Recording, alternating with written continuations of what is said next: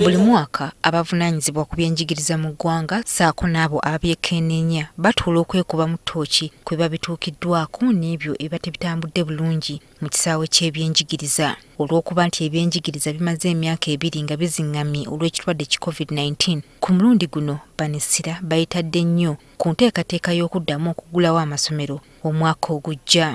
Nnaku zino ebbiri tugenda kubeera kwetunulamu kwewa birowoozo okubaganya birowoozo ku ngeri gye tuyinza okusalamu amagezi nti senga COVID addamu tukasaze magezi ky'okulaba nti tugenda kuddayo okuggala amasomero. Mu kiseera kino okubangula bakulu b'amasomero abali eyo mu 1,453 saako n'abasomesa 709 aba primary ku ngeri gye bagenda okuddukanya amasomero n'okwasaganyamu abayizi kwatandise dda. Okulaba nga abasomesa basendekebwa bulungi okusobola okulabira abaana baffe obulungi. Babaana bagenda okujja okuveeka bawufunye ku baana be twali tumanyidde okusomesa.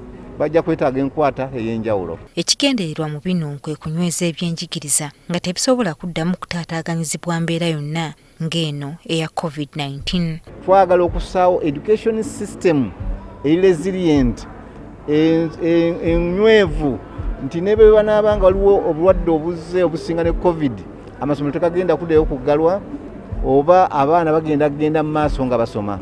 Kati olunaku lw'enkya minisita w'ebyenjigiriza n'emizannyo Museveni asuubirwa okwanjula enteekateeka enzijuvu egenda okugobererwa mu kuggulawo amasomero omwaka ogujja. Egenda kufuluma soon ate na guidelines zaffe ziri ezitwasowooza mu 2020 before the candidates kati twazirevisinzemu, so signed guidelines nazo zigenda kufuluma, so ziri mu details and every school egenda kufuna. Kino kyakukolebwa ku kisaawe Kololo olukiiko lw'ebyenjigiriza gye lutegekeddwa.